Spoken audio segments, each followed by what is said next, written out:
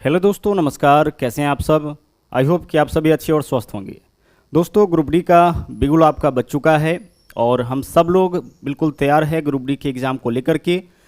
जैसा कि हमने आपको पिछले क्लास में बताया था कि अब केवल 45 दिन समय आपके पास बचा हुआ है, तो इस 45 दिन में किस तरीके का रणनीति आपका होना चाहिए, इन चीज़ों पर तो हम लोग डिस्कस करेंगे ही। लेकिन सबसे पहले हम आज जो शुरुआत करने वाले हैं आज के क्लास की, वह एक सेट से शुरुआत करने वाले हैं। और यह जो सेट है वह आपका ग्रुप डी का है। ग्रुप डी का जो पहला पेपर हुआ था 2018 में, उसके सेट को हम लोग डिस्कस करेंगे। और सबसे पहले हम लोग यह आइडिया लेंगे कि किस तरीके से क्वेश्चंस 2018 के ग्रुप डी के पेपर में पूछा गया था, क्योंकि ऑलमोस्ट आपका लगभग सेम ही कॉन्सेप्ट रहना है, सेम ही पैटर्न क्वेश्चन का रहना है। ठीक है, चलिए तो यहाँ पे देखिएगा, पहला क्वेश्चन आपके सामने है और जो पहला क्वेश्चन है वो आपका बोर्ड मास से है। और बोर्ड मास बहुत ही अच्छी तरीके से हम आपको पढ़ा चुके हैं और यहाँ से क्वेश्चंस आपके एग्जाम में रहना ही रहना है। तो बोर्ड मास से एक क्वेश्चन आपके एग्जाम में जरूर पूछा जाएगा। बोर्ड मास वाले जो वीडियो है उसका लिंक आपको इस वीडियो के डिस्क्रिप्शन में मिल जाएगा। आप चाहे तो अच्छी तरह से पूरे वीडियो को देख सकते हैं। मात्र 15 मिनट के वीडियो में कंप्लीट बोर्ड मास को अच्छी तरह से वहाँ पे डिस्क्राइब किया गया है। तो आइए देखते हैं, यहाँ पे पहला क्वेश्चन आपके सामने है। हमें क्या करना होता है कि बोर्ड मास के अनुसार इसका कैलकुलेशन करना होता है, यानी जब एक से ज़्यादा सिंबल आता है तो कुछ फिक्स आपका पैटर्न है जिसके हिसाब से हमें कैलकुलेशन करना होता है। मैथमेटिक्स में एक रूल दिया गया है और उसी रूल को क्या बोला गया है, बोर्ड मास। बोर्ड मास में जो बी है इसका मतलब होता है ब्रैकेट्स, यानी सबसे पहले आपको क्रिया किसका करना है सर? सबसे पहले हमें क्रिया करना है ब्रैकेट्स का। और ब्रैकेट्स कुल मिला के आपके पास 4 होंगे। ठीक है, यहाँ पे आपको कुल मिला के कितने ब्रैकेट्स मिलने हैं? 4 तरीके का ब्रैकेट मिलना है। पहला है आपका लाइन ब्रैकेट, उसके बाद इसको हम लोग बोलते हैं स्मॉल ब्रैकेट यानी छोटी ब्रैकेट। यह हो गया आपका कर्ली ब्रैकेट और इसको हम लोग बोलते हैं बड़ी ब्रैकेट। तो यह आपका प्रायोरिटी रहना है, सबसे पहले आपको ब्रैकेट का क्रिया करना है और ब्रैकेट में से भी सबसे पहले लाइन ब्रैकेट का, उसके बाद स्मॉल ब्रैकेट, फिर कर्ली और लास्ट में आपको क्रिया किसका करना है? लास्ट में आपको क्रिया करना है सबसे जो बड़ी ब्रैकेट है उसका। उसके बाद देखिए जो अगला लेटर है वह है ओ। ओ फॉर होता है ऑफ। ऑफ का मतलब होता है का, यानी इसके बाद आपको का क्रिया करना होता है, ऑफ का क्रिया करना होता है। और ऑफ का मतलब गुना ही होता है, लेकिन सीधे अगर क्वेश्चन में ऑफ रहे तो उसका क्रिया हम लोग डिवीजन से पहले करते हैं। यह चीज आपको ध्यान रहे, ऑफ का मतलब गुना ही होता है, लेकिन इसका क्रिया आपका हमेशा कहाँ होता है? डिवीजन से पहले होता है। अगला जो वर्ड है डी। डी का मतलब क्या होता है? डिवीजन। डिवीजन का मतलब होता है कि इसके बाद हम लोगों को किसका क्रिया करना है? भाग का क्रिया करना है। भाग के बाद एम है, एम फॉर क्या होता है? मल्टीप्लीकेशन, यानी इसके बाद मल्टीप्लीकेशन का। फिर ए है, यानी इसके बाद हमें एडिशन का क्रिया करना है। और फाइनली आपका एस है, यानी इसके बाद हमें सब्ट्रैक्शन का क्रिया करना है। ठीक है, तो यह आपका प्रायोरिटी रहने वाला है। बोर्ड मास आपको ध्यान रखना है। ठीक है, मैथमेटिक्स का बिल्कुल बेसिक सा कॉन्सेप्ट है। सबसे पहले आपको ब्रैकेट का, ब्रैकेट में से भी लाइन ब्रैकेट का क्रिया, यानी कि इस वाले ब्रैकेट का क्रिया, जैसे देख लीजिए यहाँ पे यह लाइन ब्रैकेट है, इसका क्रिया सबसे पहले होगा। उसके बाद स्मॉल। ठीक है, ब्रैकेट का प्रायोरिटी समझ में आ गया। उसके बाद ऑफ का क्रिया करना है, ऑफ का मतलब गुना ही होता है। फिर देखिए डी मतलब डिवीजन, उसके बाद मल्टीप्लिकेशन। मल्टीप्लिकेशन मतलब इस यहाँ भी गुना होता है और ऑफ में भी गुना होता है, लेकिन ऑफ वाले गुना का क्रिया डिवीजन से पहले होगा और सीधे जो गुना होगा उसका क्रिया डिवीजन के बाद होगा। तो यही आपका पैटर्न रखना है। इस प्रायोरिटी को आपको याद रखना है जब भी आप बोर्ड मास से रिलेटेड क्वेश्चन को सोल्व करें। और जैसा कि हमने आपको बताया कि यहाँ से एक क्वेश्चन आपके एग्जाम में जरूर पूछा जाएगा। आइए देखते हैं, यह आपका ग्रुप डी के 2018 में जो ग्रुप डी का पेपर हुआ था उसके पहले सेट का पहले पाली की पहला सेट है। देखिएगा यहाँ पे सबसे पहले हमारा जो क्रिया होगा वो किसका होगा? लाइन ब्रैकेट का। तो 5 + 7 कितना हो जाएगा? 5 + 7 12, यानी यहाँ वैल्यू आपका 12 आ चुका है। ठीक है, सबसे पहले लाइन ब्रैकेट का क्रिया। तो लाइन ब्रैकेट किसके ऊपर है? 5 और 7 के ऊपर, और इसके साथ प्लस चिन्ह है यानी 12। अब इसका कैलकुलेशन तो आपका 12 हो गया, मतलब इस पूरे पार्ट का कैलकुलेशन कितना हो गया सर? इस पूरे पार्ट का कैलकुलेशन हमारा 12 हो गया। अब हम लोग चलेंगे छोटी ब्रैकेट में, क्योंकि लाइन ब्रैकेट के बाद किसका क्रिया करना होता है? छोटी ब्रैकेट का। तो छोटी ब्रैकेट के अंदर 9 + 6 माइनस कितना होगा? 12। तो 9 × 6 = 15, 15 में से 12 माइनस करेंगे 3, यानी पूरे छोटी ब्रैकेट तक में कैलकुलेशन करने के बाद वैल्यू कितना आया 3। अब छोटी ब्रैकेट का क्रिया हो चुका है तो अब हम लोग चलेंगे करली ब्रैकेट में। करली ब्रैकेट में है 15 + 12 - 3, तो 15 12 27 - 3 कितना हो जाएगा, 27 - 3 आपका 24 हो जाएगा। यानी यहां तक का आपका यानी जो करली ब्रैकेट है वहां तक का कैलकुलेशन कितना है आपका 24 है। तो 56 भगा यहां पे देखिएगा 1/3 इंटू यहाँ पे क्या है आपका इस पूरे पार्ट का कैलकुलेशन कितना आया है, पूरे पार्ट का कैलकुलेशन आपका यहाँ पे 24 आ गया है। अब ध्यान रखिए कि ब्रैकेट का मतलब ये गुना ही होता है, मतलब इसमें इस पार्ट से गुना करना है और यहाँ पे भाग है। तो पहले अब हम लोग किसका क्रिया करें, तो पहले हम लोग इसका क्रिया करेंगे। यहाँ भी देख लीजिए क्या है 1/3 निकालना है किसका 24 का, तो 24 का 1/3 निकालना है, मतलब यहाँ एक बार फिर से ऑफ हो गया तो इसका क्रिया पहले करना है। तो 24 का 1/3 कितना आ जाएगा 8, तो इस पूरे पार्ट का वैल्यू आपका हो गया है 8 और 56 में 8 से भाग करेंगे, फाइनली जो हमारा आंसर आ जाएगा वह कितना आ जाएगा 7 हमारा आंसर हो जाएगा। तो पूरी तरह से प्रायोरिटी बेसिस पर इस क्वेश्चन को आपको क्या करना था, सोल्व करना था। ठीक है, इसी में अगर गुना का चिन्ह लगाता 1/3 गुना 24 रहता तो पहले हम भाग का क्रिया करते उसके बाद गुना का क्रिया करते, लेकिन 1/3 ऑलरेडी इसके साथ कॉमन है तो 24 का 1/3 कितना होगा 8 और 56 में जब हम 8 से भाग करेंगे वैल्यू हमारा आ जाएगा 7। ठीक है, चलिए बढ़ते हैं अगले क्वेश्चन में। अगला देख लीजिए क्वेश्चन नंबर 2, यह आपका रिलेटेड है अलजेब्रा से और यहां से भी बहुत ही ज्यादा क्वेश्चन आपके एग्जाम में पूछा जाता है। ध्यान से समझिएगा क्वेश्चन का कॉन्सेप्ट क्या है। एक फॉर्मूला है आपका a³ + b³ + c³। अब a³ + b³ + c³ के लिए हम लोग लिख सकते हैं 3abc। ठीक है, क्या लिख सकते हैं 3abc लिख सकते हैं, लेकिन एक कंडीशन है। कंडीशन क्या है कि अगर a + b + c = 0 है तब, यानी अगर a + b + c = 0 है उस केस में हम लोग a³ + b³ + c³ के लिए क्या लिख सकते हैं 3abc लिख सकते हैं। अगर x + y + z = 0 है तो फिर x³ + y³ + z³ के लिए क्या लिख सकते हैं 3xyz हम लोग लिख सकते हैं। ठीक है, चलिए यह बात समझ में आज आ गया है। अब आइए इस क्वेश्चन को देखते हैं गौर से, ध्यान से देखिएगा। ऊपर वाले पार्ट को, इस पूरे को मानते हैं ए के स्थान पर कोई भी डाटा हो सकता है, तो इस पूरे को मानते हैं ए, इसको मानते हैं बी और इसको मानते हैं सी। तो a³ + b³ + c³, हम इसके लिए क्या लिख सकते हैं 3abc, यानी 3 गुने ए के जगह क्या है a - b है, इंटू बी के जगह क्या है b - c है, इंटू सी के जगह क्या है आपका c - a है। यही तो है, इस पूरे के लिए इतना लिखा जा सकता है। अच्छा, इतना हम लोग तभी लिख सकते हैं जब a + b + c = 0, यानी इस तीनों का योग, किन तीनों का a - b a के जगह, जोड़ b - c b के जगह, जोड़ c - a c के जगह। यही तो है, a के जगह इतना, b के जगह इतना, c के जगह इतना, तीनों को जोड़ के देखिए 0 आ जाएगा।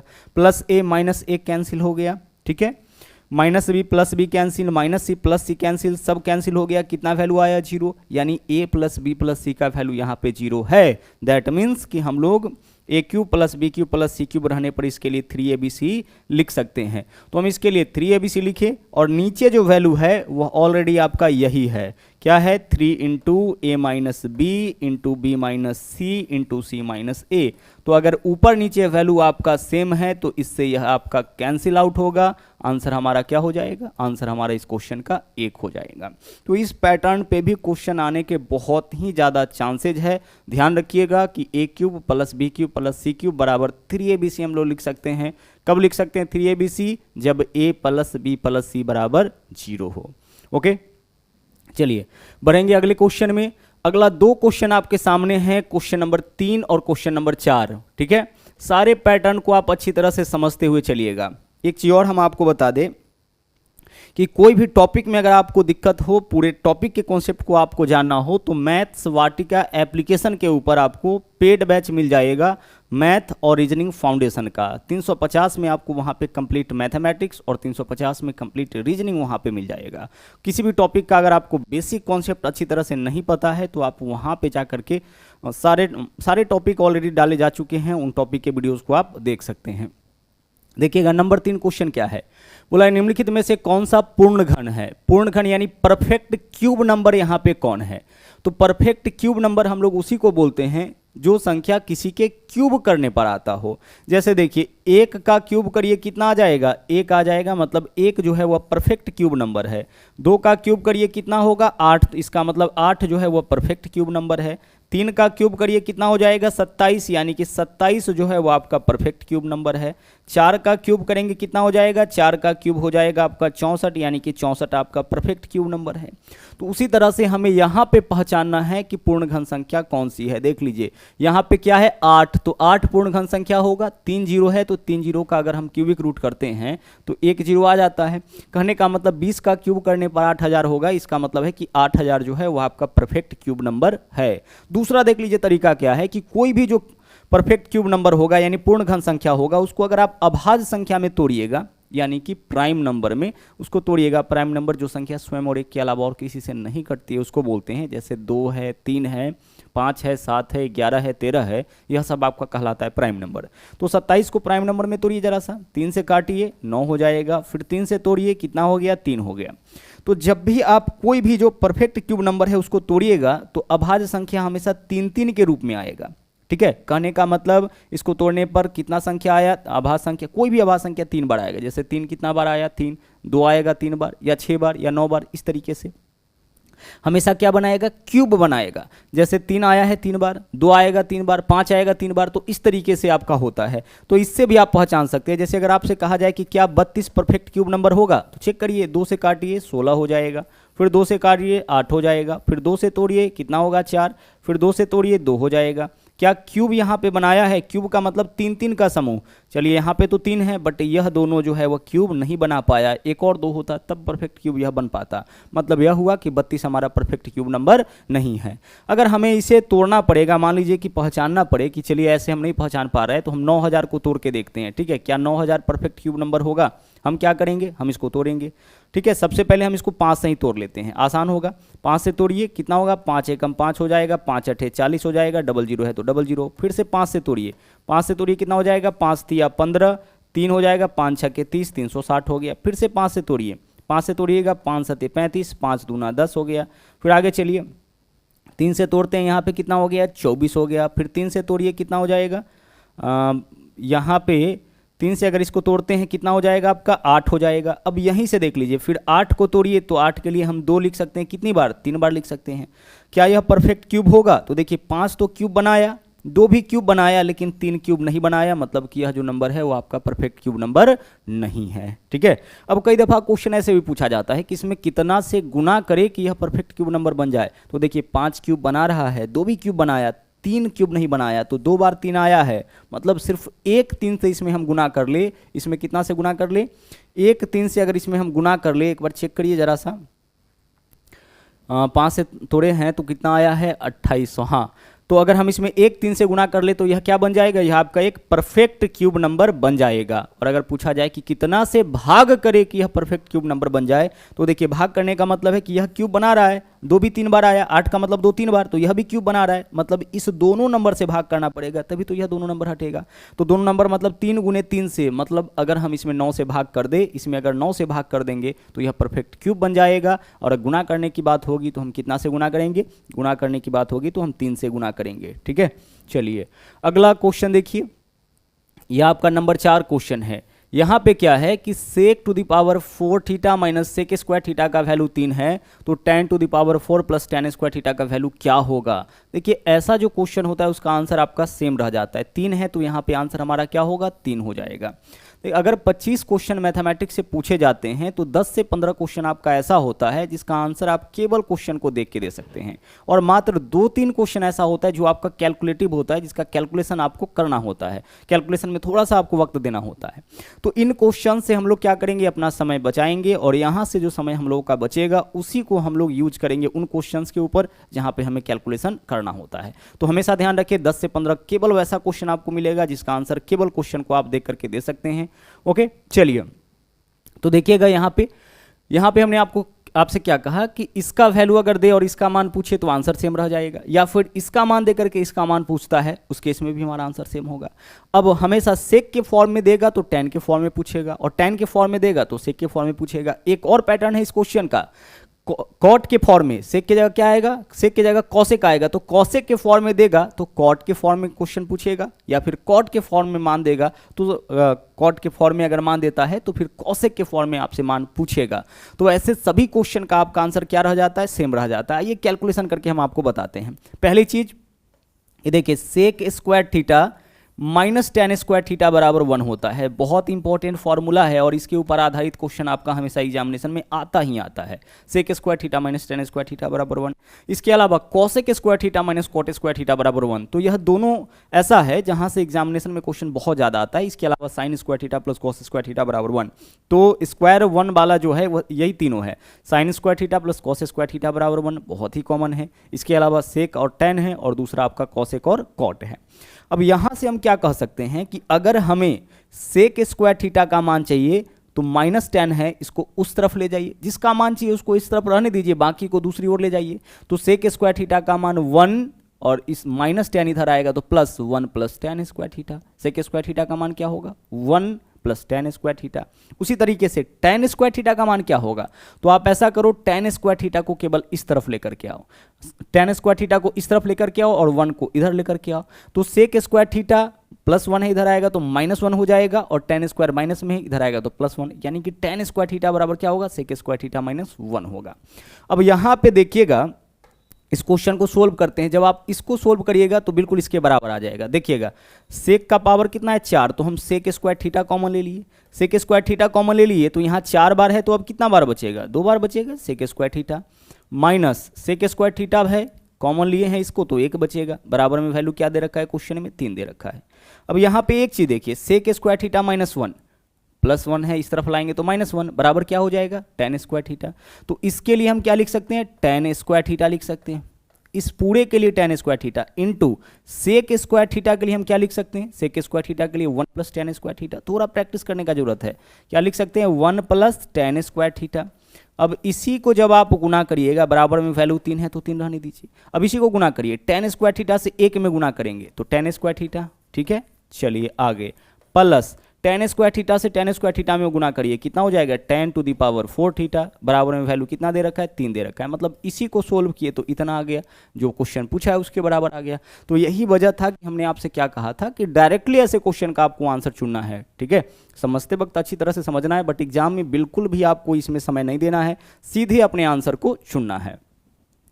एक चीज और ध्यान रहे कि प्रत्येक दिन आपको यहाँ पे अभी 2-2 क्लासेस मिलेगा और सबका प्लेलिस्ट आपको अलग से मिल जाएगा। अभी जो क्लासेस आपका चल रहा है स्पेशल जो ग्रुप डी के लिए, उसका जो प्लेलिस्ट बनाया जाएगा उसका नाम होगा mission group D 2022। Mission group D 2022 के नाम से आपको एक प्लेलिस्ट मिल जाएगा, जिसमें अभी जो भी क्लासेज आपकी चलेंगी उसको डाला जाएगा। ओके, चलिए अब इस तरीके का भी क्वेश्चन बहुत ही ज़्यादा पूछा गया था एग्जामिनेशन में। इस तरीके का कहने का मतलब है कि यह जो पैटर्न क्वेश्चन का आप देख रहे हैं कि इस क्वेश्चन का आंसर देने के लिए कौन सा सूचना पर्याप्त है, सूचना 1 पर्याप्त है या 2 पर्याप्त है या दोनों मिलकर पर्याप्त है या दोनों मिलकर अपर्याप्त है, इस तरीके से बहुत ही ज़्यादा क्वेश्चन ग्रुप डी के पेपर में 2018 में पूछा गया था। कोई भी टॉपिक के क्वेश्चन को इसी फॉर्म में डाला गया था। जैसे क्वेश्चन आपका रीजनिंग का हो सकता है या मैथमेटिक्स किसी टॉपिक का हो सकता है, ट्रिग्नोमेट्री का क्वेश्चन हो सकता है, बस उसका फॉर्म जो है वह कथन और आंसर के फॉर्म में, कथन के फॉर्म में यहाँ पे पूछा गया था कि इस क्वेश्चन का जवाब देने के लिए कौन सा कथन पर्याप्त है। तो देखिएगा यहाँ पे क्या है, देगा सूचना को पढ़े, निर्णय ले कि निम्नलिखित में से कौन सा सूचना प्रश्न का उत्तर देने के लिए पर्याप्त है। प्रश्न का उत्तर देने के लिए कौन सा सूचना पर्याप्त है। देखिए प्रश्न क्या है, एंगल ए सी बी का मान क्या होगा, एंगल ए सी बी यानी एक्स का वैल्यू क्या होगा, इसी का मान हमें निकालना है कि एक्स का वैल्यू क्या होगा। अब इसके लिए सूचना पहला क्या है, तो पहला सूचना में यह फिगर है, देख लीजिएगा, पहला सूचना में यह फिगर है और दूसरा सूचना में दिया है एंगल डी का वैल्यू 60 डिग्री। एंगल डी मतलब इस वाले एंगल का वैल्यू कितना डिग्री, 60 डिग्री। गौर से देखिएगा, एंगल डी का वैल्यू 60 डिग्री दूसरे सूचना में और पहले सूचना में यह आपका फिगर दे रखा है। हमें क्या बताना है, एक्स का वैल्यू क्या होगा। एक चीज पहले हम आपको बता दें अकॉर्डिंग टू ज्योमेट्री कि कोई भी अगर सर्किल है इस तरीके से और कोई चाप लेते हैं, जैसे यहाँ पे देखिए हम चाप ले लिए ए बी, जो भी कोण बनाने का काम करता है उसको चाप बोलते हैं।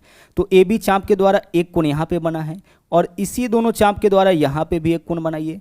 तो किसी भी चाप के द्वारा परिधि पर एक ही तरफ जितना भी कोण बनेगा उसका मान समान होगा, यानी इस कोण का माप इस कोण के माप के बराबर। तो यहाँ पे गौर से अगर आप देखिएगा तो पता चलेगा कि जो चाप ए बी है यही ए बी चाप इस कोण को भी बनाया है, देख लीजिए आप, और यही ए बी चाप इस कोण को भी बनाया है। तो इस कोण का माप और इस कोण का माप दोनों क्या होगा, बराबर। तो यह 60 है, तो यह भी कितना होगा, 60।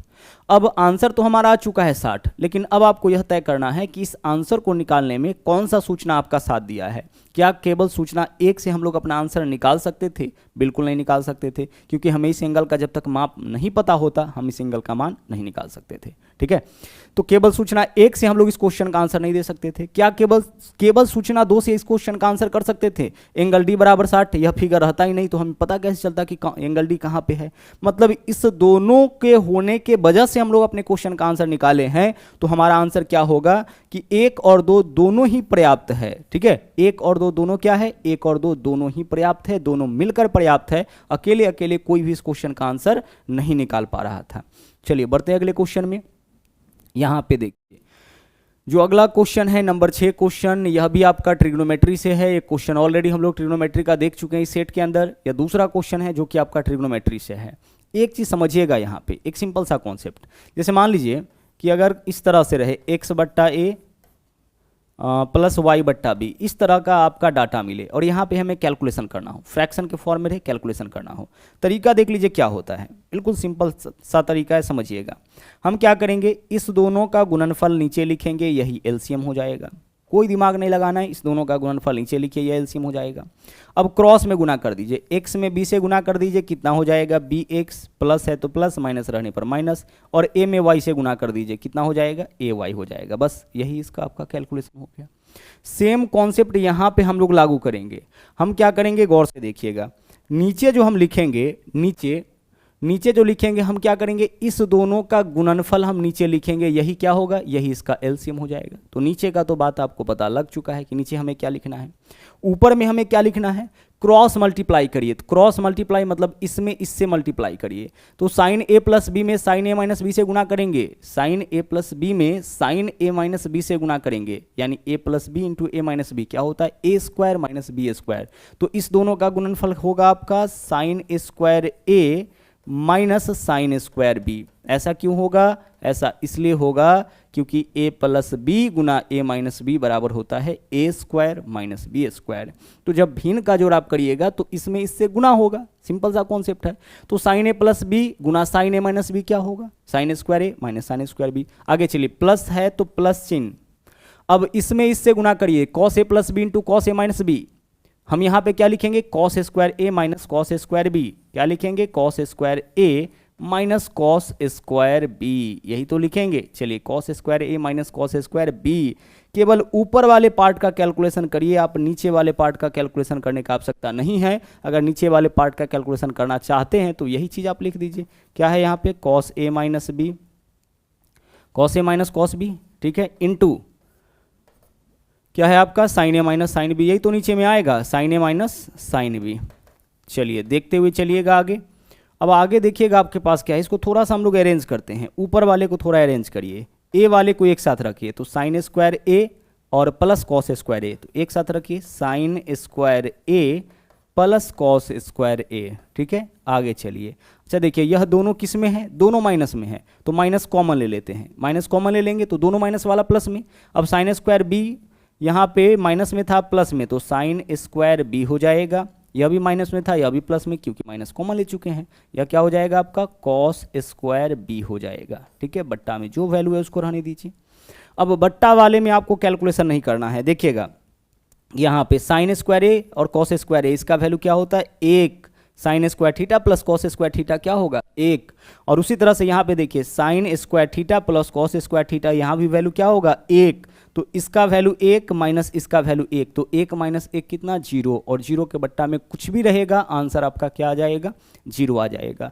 तो बस एक नज़र अगर आप इसको देखिएगा गौर से, पहले इस टाइप के क्वेश्चन का कैलकुलेशन अगर आप कर चुके हैं और गौर से देखिएगा तो आपके समझ में यह आ जाएगा कि इस क्वेश्चन का हमारा आंसर क्या होना है, 0 होना है। 0 क्यों होगा, जब क्रॉस मल्टीप्लाई करेंगे तो sine square A plus sine square B, sine square A minus sine square B होगा, plus cos square A minus cos square B होगा, यानी एक प्लस में आएगा एक माइनस में आएगा, वैल्यू हमारा यहाँ पे 0 हो जाएगा। ओके, चलिए अब चलते हैं अगले क्वेश्चन में। अगला क्वेश्चन देखिए, यहाँ पे नंबर कितना था क्वेश्चन का, 5-6 हो चुका है। 7वां क्वेश्चन हम लोग यहाँ पे देखेंगे, नंबर 7 क्वेश्चन। नंबर 7 क्वेश्चन गौर से देखिएगा। बोला है 5 दोस्तों के बीच एक केक बांटा जाएगा। ठीक है, 5 दोस्तों के बीच में एक केक बांटा गया है। 4 को केक का क्रमशः 1/8, 1/6, 5/12 और 1/12 हिस्सा मिलता है। 5 में से 4 का हिस्सा पता है, हमें 5वां का हिस्सा बताना है। 5 दोस्तों के बीच केक बांटा गया है, 4 का हिस्सा पता है, 5वां का हिस्सा बताना है।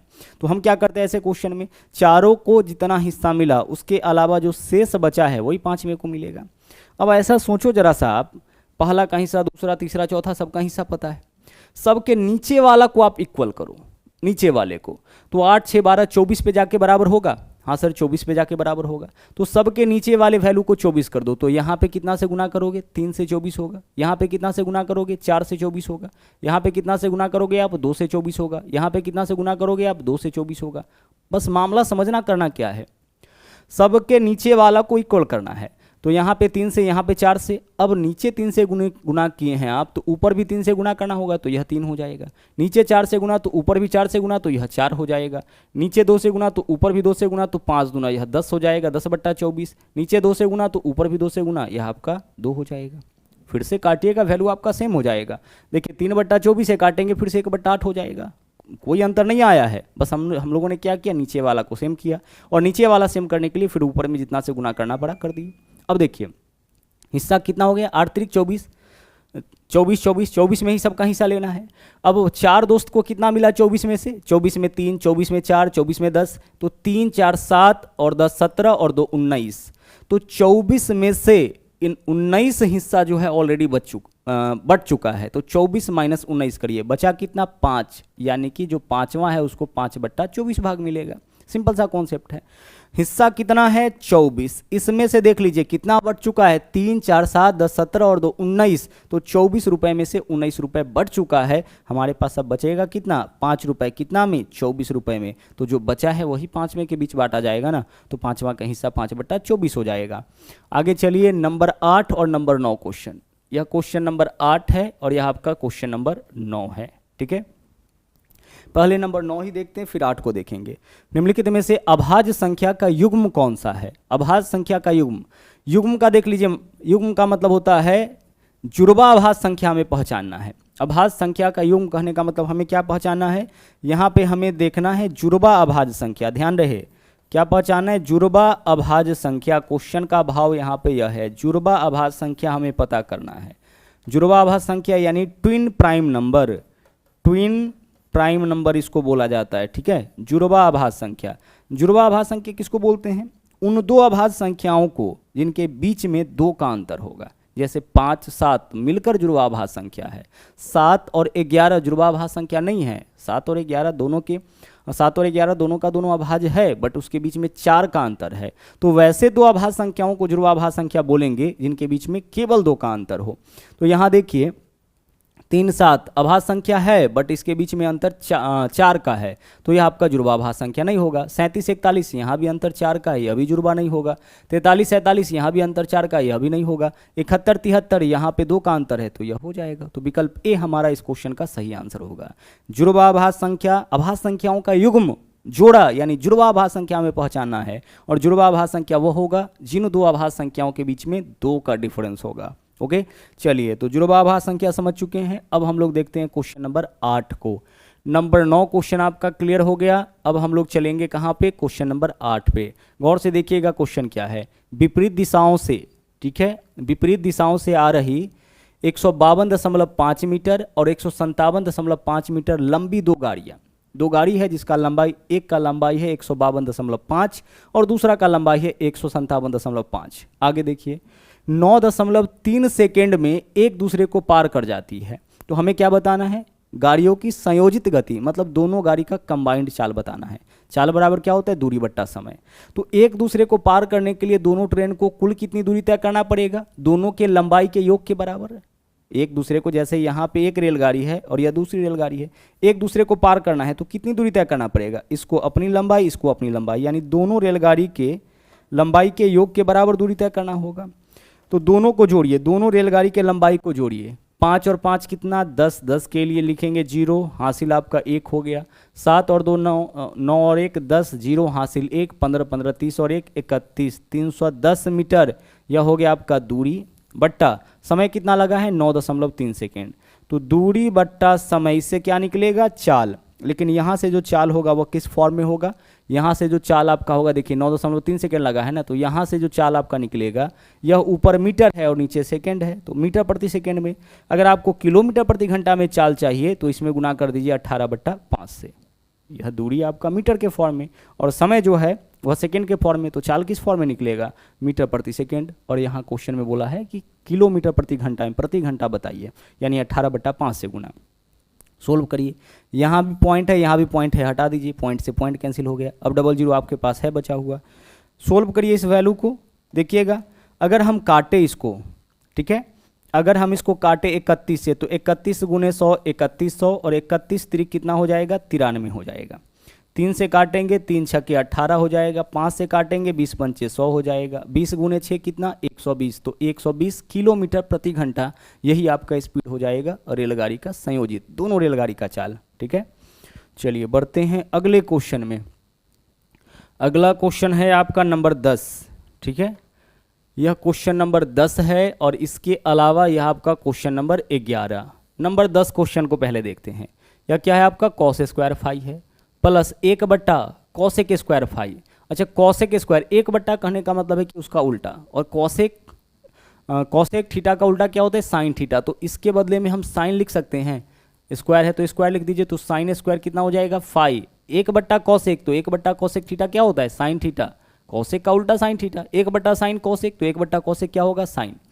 अब cos square phi plus sine square phi plus 17 बराबर x, तो cos square theta plus sine square theta कितना 1 और 1 और 17 18, यानी x का वैल्यू कितना आ गया यहाँ से 18। इसका वैल्यू तो आपका 1 होगा, प्लस 17 18 बराबर x, यानी x का वैल्यू 18। हमें x स्क्वायर का वैल्यू चाहिए, मतलब 18 का स्क्वायर कर देंगे, 18 का स्क्वायर कितना हो जाएगा 324। ओके, आगे अगला क्वेश्चन देखिए नंबर 11। पाइप एंड सिस्टर्न से आपका क्वेश्चन है। बोला है 2 इनलेट पाइप, इनलेट पाइप का मतलब होता है टंकी भरने वाला और आउटलेट का मतलब होता है टंकी खाली करने वाला। ए और बी एक खाली टंकी को 22 और 33 घंटा में भर सकते हैं। ए भर सकता है कितने घंटे में 22 घंटे में, देखते चलिएगा 22 घंटे में, और बी भर सकता है कितने घंटे में, बी को समय लगेगा भरने में 33 घंटा। ओके, आगे चलिए। उन्हें एक साथ खोला गया, लेकिन टंकी भरने से 3 घंटा पहले पाइप ए को बंद कर दिया गया, तो टंकी को भरने में कितना समय लगेगा। बहुत ज़्यादा ऐसा क्वेश्चन पूछा जाता है, भरने से पहले बंद किया गया है। देखिए तरीका क्या होगा, सबसे पहले टंकी का क्षमता निकालिए। कैसे निकलेगा, दोनों का एलसीएम, तो 32 और 33 का एलसीएम कितना होगा 66। कैसे एलसीएम निकालते हैं, दोनों में से बड़ी संख्या को पकड़िए, उसका टेबल तब तक पढ़िए जब तक छोटा वाला नहीं काटे। तो 33 को 22 नहीं काटेगा, 33 दूना 66 को काटेगा, तो दोनों का एलसीएम हो गया टंकी का क्षमता। अब टंकी का क्षमता हो गया 66 लीटर। अब यहाँ से देखिए, यह 22 घंटा में 66 भरेगा, तो 1 घंटा में 3, इसमें इससे भाग करिए ना, 66/22 3, यानी टंकी के क्षमता में ए के द्वारा भरने में लगे समय से भाग करिएगा, तो 1 घंटा में कितना भरेगा निकलेगा। और 33 दूना 66, बी 1 घंटा में 2 लीटर, 1 घंटा में कितना भरेगा 3, और बी 1 घंटा में 2 लीटर भरेगा। अब क्वेश्चन पे चलिए, बोला है कि 3 घंटा पहले ए को बंद किया गया, तो जिसको पहले बंद किया जाएगा, ट्रिक समझिएगा, जिसको पहले बंद किया जाएगा उसको बंद नहीं होने देना है। क्या करना है, एक्स्ट्रा पानी हमें भर लेना है। तो 3 घंटा पहले जो ए बंद हुआ है, अगर नहीं होता ए 3 घंटा पहले, तो 3 घंटा और चल लेता, तो 1 घंटा में 3 लीटर, तो 3 घंटा में 3 या 9 लीटर और पानी भर लेता। तो टंकी का क्षमता 66 प्लस 9 कितना हो जाता 75 हो जाता। टंकी का क्षमता तो आपका 66 था, लेकिन अगर 3 घंटा पहले ए को बंद कर दिया गया है, अगर बंद नहीं करते तो ये 3 घंटा और चल लेता, तो 1 घंटा में 3 लीटर भरता है, तो 3 घंटा में 9, यानी टंकी का क्षमता कितना हो जाता 75, यानी टंकी का क्षमता अब 75 हो जाएगा। बस जो पहले भरेगा उसको जो पहले जाएगा उसको जाने नहीं देना है। अब आगे, अब पूरी टंकी दोनों मिलकर भरता है, एक को तो हम लोग जाने दिए नहीं है, दोनों मिलकर भरता है, तो दोनों मिलकर 1 घंटा में कितना भरेगा, यह 3 यह 2 5 लीटर, तो 75 भरने में कितना समय 75/5, 75/5 का वैल्यू कितना 15, तो 15 घंटा का समय लगेगा दोनों के द्वारा पूरी टंकी को पूरी तरह से भरने में। ओके, चलिए बढ़ते हैं अगले क्वेश्चन में। अगला क्वेश्चन देखिएगा, नंबर 12 क्वेश्चन है। यहाँ पे दिया क्या है देखिएगा, बोला यह है कि अच्युत ने 25,000 रुपये निवेश कर एक चाय की दुकान खोला।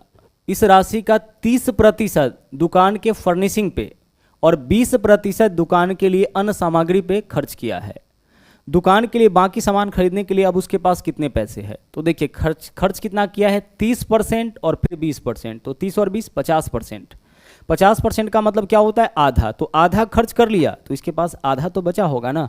तो 25,000 का आधा कितना होगा, 12,500, तो 12,500 अब भी उसके पास बचा होगा। 30% और 20%, 50% खर्च किया मीन्स कि आधा, तो आधा खर्च किया है, आधा अभी भी इसके पास होगा। अगला देख लीजिए नंबर 13 क्वेश्चन क्या है, बहुत ही बेहतरीन क्वेश्चन है, ध्यान से समझिएगा। बोला है एक पेन को 144 में बेचने पर अनुराग को क्रैमुल का 1/7 हानि होता है। कितना हानि हुआ, 1/7 हानि हुआ। क्रैमुल का 1/7 हानि, इसका मतलब कि अगर क्रैमुल 7 रुपए है तो इसको जो लॉस हुआ है, हानि हुआ है, वह कितने रुपए का हुआ है, लॉस हुआ है इसको 1 रुपए का। ठीक, अगर क्रैमुल 7 रुपए है तो इसको हानि कितने का हुआ है, 1 रुपए का। तो 7 रुपए का सामान पर 1 रुपए की हानि कब होगा, जब वस्तु को बेच लिया जाए 6 रुपए में, यानी 6 रुपए इसका क्या हो गया, सेलिंग प्राइस हो गया। मामला समझ पा रहे हैं भिन्न के फॉर्म में? गौर से देखिए क्या बोला है कि क्रैमुल का 1/7 हानि होता है। तो क्रैमुल का 1/7 यानी 7 रुपए क्रैमुल, तो 1 रुपए हानि। तो 7 रुपए में वस्तु को खरीदा, उस पर 1 रुपए की हानि कब होगा, जब वस्तु को बेचेगा 6 रुपए में। तो भिन्न के फॉर्म में हमें सब कुछ यहाँ पे पता चल गया, 7 यूनिट क्रैमुल, 1 यूनिट लॉस और 6 यूनिट विक्रैमुल। अब यहाँ पे देखिए 144 क्या दिया है, 144 विक्रैमुल है। तो गौर से देखिएगा 144 क्या है, विक्रैमुल। यहाँ पे विक्रैमुल हमारा कितना यूनिट, 6 यूनिट, यानी 144 6 यूनिट का है मान है। 6 से भाग करेंगे तो यहाँ से 1 यूनिट का मान निकलेगा। हमें क्या चाहिए यहाँ पे, क्रैमुल यानी 7 यूनिट का मान। तो हम कितना से गुना करेंगे, 7 से, इससे हमारा क्रैमुल निकल जाएगा। ठीक है, क्रैमुल निकाल लीजिए। 7 6 से काटिए, 6 दूना 12, 6 चौके 24, 24 गुने 7 कितना हो जाएगा, 4 सत्ते 28, 8 हासिल 2, 7 दूना 14 और 2 16, 168 रुपये आपका क्या हो गया, कॉस्ट प्राइस हो गया वस्तु का। ठीक है, अब आगे चलिए। बोला है 189 में बेचा जाए तो क्या होगा। अब 168 का सामान 189 में बेचेंगे तो कितने % का लाभ होगा, तो कितना ज़्यादा में बेच रहे हैं, 21 ज़्यादा में। सामान 168 का है, बेच लिए 189 में, कितना ज़्यादा में, 21 ज़्यादा में, तो 21 का लाभ होगा। बट्टा में क्रैमुल, क्रैमुल कितना है 168, परसेंटेज के लिए गुना करेंगे 100 से, इससे निकल जाएगा कितने % का लाभ होगा। परसेंटेज लाभ कैसे निकालते हैं, लाभ बट्टा क्रैमुल गुने 100। सामान पे लाभ 21 का हुआ, बट्टा में कॉस्ट प्राइस, कॉस्ट प्राइस कितना है आपका, क्रैमुल कितना है 168, परसेंटेज के लिए गुना करेंगे 100 से। 21 से इसको काटिए, 21 8 168, 4 से काटिए, 4 दूना 8, यहाँ पे हो जाएगा 25, 25 बट्टा 2 यानी कि 12.5। ठीक है, तो 12.5% का लाभ जो है वो आपका इस सौदे में इस व्यक्ति को हो जाएगा। ठीक है, इस पेन पे आपका कितने % का लाभ हो जाएगा, इस पेन पे आपको 12.5% का लाभ हो जाएगा। चलिए आगे चले, अब देखते हैं अगला क्वेश्चन। 12 क्वेश्चन हो चुका है, 13वां क्वेश्चन देखिएगा। हमें यह बताना है कि निम्नलिखित में से कौन सा रिलेशन जो है वह सही है, यानी 9/16 है और 13/24 है। इस दोनों नंबर का कंपैरिजन किया गया है, तुलना किया गया है कि बड़ा कौन है, दोनों बड़ा है या छोटा है या फिर बराबर है, क्या है, दोनों में कंपैरिजन करके बताइए। कैसे कंपेयर करते हैं, देखिए भिन्नों का कंपैरिजन कैसे होता है, क्रॉस में मल्टीप्लाई करिए, 9 गुना 24 करिए, कितना हो जाएगा, 9 चौके 36, 6 हासिल 3, 9 दूना 18 और 3 21, 216, क्रॉस मल्टीप्लाई। उसी तरह से यहाँ भी क्रॉस मल्टीप्लाई करिए, 16 गुने 13 करिए, तो 16 3 48, 8 हासिल 4, 16 एकम 16 और 4 20, कितना आ गया, 208 आ गया। दोनों वैल्यू को कंपैरिजन करके अब बताइए कि इन दोनों में से बड़ा कौन सा है, यह वैल्यू बड़ा है या छोटा है। इसका मतलब कि यह वाला जो भिन्न है 9/16 यह बड़ा होगा 13/24 से। ठीक है, 9/16 क्या होगा, बड़ा होगा 13/24 से। ऐसे किस ऑप्शन में है, विकल्प ए में है। इस सिंबल का मतलब होता है बड़ा छोटा, इसे दर्शाते हैं, जेनेनो कोने छोट। तो यह वाला जो है इसके सामने छोटा वैल्यू आया, यानी कि यह छोटा है किससे, इस वाले से। ऐसा किस में दर्शाया गया है, विकल्प ए में दर्शाया गया है। बी में क्या बोला, बराबर है, बराबर तो है नहीं। सी में क्या बोला, इसी के बारे में बोला है छोटा, जबकि 9/16 क्या है, बड़ा है, यह भी आपका गलत हो जाएगा। और लेस देन इक्वल टू भी नहीं है, क्या है आपका 9/16 ग्रेटर देन है। आगे चलिए नंबर 15 क्वेश्चन देखिएगा। नंबर 15 क्वेश्चन क्या है, बोला है रोहन और रोहित एक साथ किसी काम को 10 दिन में, जबकि रोहन उसी काम को अकेला 15 दिन में, तो रोहित अकेला उस काम को कितने दिनों में करेगा। सिंपल सा क्वेश्चन है टाइम एंड वर्क का। रोहन और रोहित दोनों मिलकर कितना दिन समय लगाता है, रोहन ठीक है रोहन और रोहित, देखिएगा दोनों मिलके समय कितना लेता है, 10 दिन लेता है। और यहाँ पे बोला है रोहन को अकेले समय कितना लगता है, 15 दिन। अकेले करेगा तो समय ज़्यादा लगेगा। आप ऐसा करिए, टोटल वर्क निकाल लीजिए।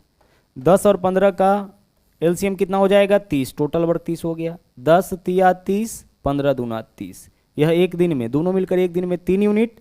और रोहन जो है एक दिन में कितना यूनिट काम करेगा, 2 यूनिट। अब गौर से देखिएगा, रोहन और रोहित मिलके 3 यूनिट काम करता है एक दिन में, और रोहन जो है अकेले 2 यूनिट काम करता है। दोनों मिलके 3 यूनिट, रोहन अकेले 2 यूनिट। तो 3 - 2 कितना होगा, 1। मतलब रोहित एक दिन में 1 यूनिट काम करता होगा, क्योंकि दोनों मिलकर 3 यूनिट, रोहन अकेले इसमें से 2 यूनिट काम करता है। मतलब यहाँ पे जो रोहित है वह एक दिन में 1 यूनिट। पूछा है रोहित अकेले पूरे काम को कितने दिनों में, तो काम का मात्रा कितना है, 30 यूनिट। और रोहित एक दिन में मात्र 1 यूनिट काम करता है, तो 30/1, इसको समय कितना दिन लग जाएगा, 30 दिन का समय लग जाएगा। रोहित एक दिन में 1 यूनिट काम करता है, उससे पूरा काम लेना है, मतलब 30 यूनिट, तो 30 दिन का समय इसको लगेगा। बेसिक सा क्वेश्चन है आपका। अगला देखिएगा, अगला नंबर 16 क्वेश्चन। यहाँ पे हमें क्या बताना है, नीचे दी गई आकृति के आधार पे हमें बताना है एंगल BCD का वैल्यू 72 है, तो BAC यानी इस वाले एंगल का वैल्यू क्या होगा। सबसे पहली चीज बहुत ही ध्यान से समझिएगा, अंदर में ट्रायंगल है और यह क्या है, स्पर्श रेखा है। अब यहाँ पे गौर से देखिएगा कि यह वाला जो कोण है, इसके जस्ट सामने वाला कौन है, यह वाला। यह दोनों एकांतर वृत्तखंड का कोण कहलाता है। इस तरह के शेप में यह कोण और यह कोण क्या कहलाता है, एकांतर वृत्तखंड का कोण कहलाता है।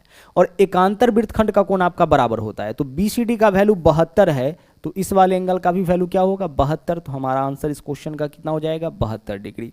सिमिलरली देख लीजिए, यहाँ पे जो बाहर वाला है, स्पर्श रेखा के साथ जो बाहर में कोण बना है, इसका एकांतर वृत्तखंड कोण कौन सा हो जाएगा, यह वाला। तो इस कोण का माप देकर के इसका मान पूछता, यह भी क्या होता, सेम होता। फिर से देख लीजिए, जैसे मान लीजिए कि हमारा ट्रायंगल है, हम इस बार स्पर्श रेखा ऐसे बना दिए।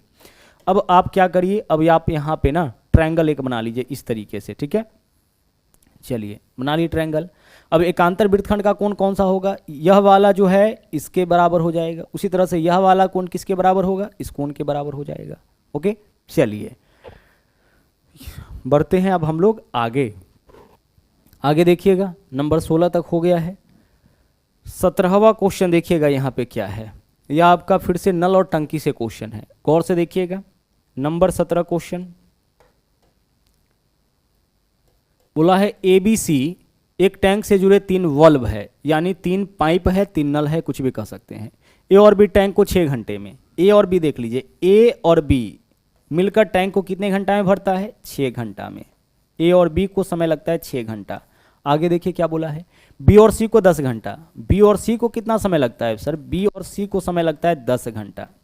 और उसी तरीके से आगे कौन है, C और A। तो C और A को समय कितना लगता है, C और A को समय लगता है, A और C या C और A एक ही बात है, 7.1/2 यानी कि 15/2 घंटा। अब क्वेश्चन यहाँ पे क्या पूछा है, क्वेश्चन यह पूछा है कि A को अकेला टैंक को भरने में कितना समय लगेगा। यह डाटा A और B का है, यह B और C का है, और यह C और A का है। और इस तरह से क्वेश्चन आपको टाइम एंड वर्क के अंदर भी पूछा जा सकता है। क्वेश्चन समझिएगा, A और B किसी काम को 6 घंटे में, B और C 10 घंटे में, C और A 15/2 घंटे में। तो हमें यह बताना है कि A अकेले कितने घंटे में काम करेगा। पेयर के रूप में डाटा दे रखा है। हम क्या करेंगे, सबसे पहले टोटल वर्क निकालेंगे, यानी टंकी का क्षमता। कैसे निकलेगा, सिर्फ ऊपर वाले लाइन का एलसीएम लीजिए, नीचे वाले से कोई आवश्यकता नहीं है। तो 6, 10 और 15 का एलसीएम कितना हो जाएगा, 30 हो जाएगा। अब इसमें 30 में 6 से भाग करिए, 5, यानी 1 घंटा में 5 लीटर भरेगा। यह सबके 1 घंटा का काम। 30/10 कितना हो जाएगा, 3, 1 घंटा में 3 लीटर। और 30/15/2 कितना हो जाएगा, 4 हो जाएगा, क्योंकि 30 में हम लोग भाग करेंगे कितना से, 15/2 से, ठीक है। बट्टा वाला 2 ऊपर जाएगा, तो 60/15 कितना हो जाएगा, 4 हो जाएगा, ठीक है। टोटल वर्क में इसके डे से भाग करिएगा, इसके 1 दिन का काम। तो A और B एक दिन में, A और B एक दिन नहीं 1 घंटा है, 1 घंटा में कितना भरेगा, 5 लीटर।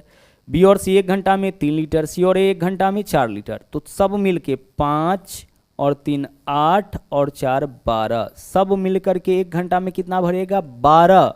बट्टा में कर लीजिए 2, यानी सब मिलकर 1 घंटा में भरेगा 6 लीटर। बट्टा में 2 क्यों किए समझिएगा।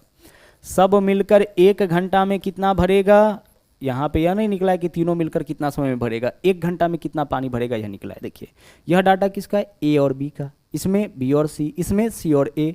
तो सबको जोड़िए, ए कितना बार आएगा 2 बार, बी कितना बार 2 बार, सी भी कितना बार 2 बार। तो 2 इंटू ए प्लस बी प्लस सी का वैल्यू 5 3 8 4 12। तो 2 इंटू ए प्लस बी प्लस सी का वैल्यू अगर 12 है तो ए प्लस बी प्लस सी का वैल्यू क्या होगा, 12/2 यानी 6 होगा। तो जब भी पेयर के रूप में दे तो इसमें हम इन सभी वैल्यू को जोड़ करके 2 से भाग करेंगे। तो ए बी सी मिलकर 1 घंटा में भरेगा 6 लीटर।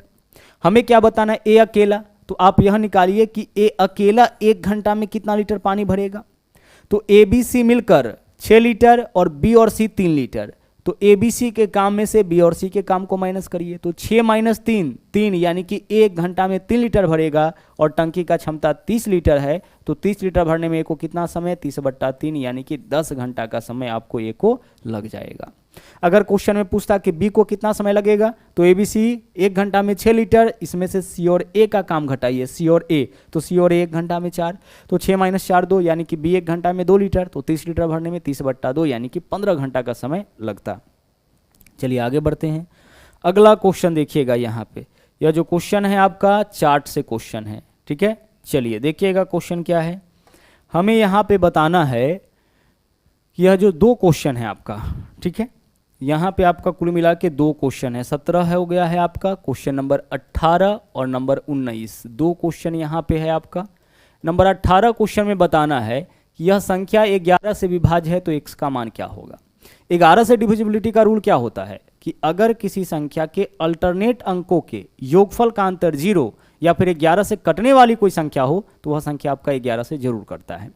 तो यहाँ पे देखिए अल्टरनेट, देखिए अल्टरनेट का मतलब एक छोड़कर, तो x के बगल में कौन, अल्टरनेट में कौन है 4, इसके बगल में कौन है 1। यहाँ पे वैल्यू हम लिख लेते हैं, देखिए x है, 4 है, फिर 4 है, फिर 6 है, फिर 1 है। यह संख्या 11 से कट रहा है।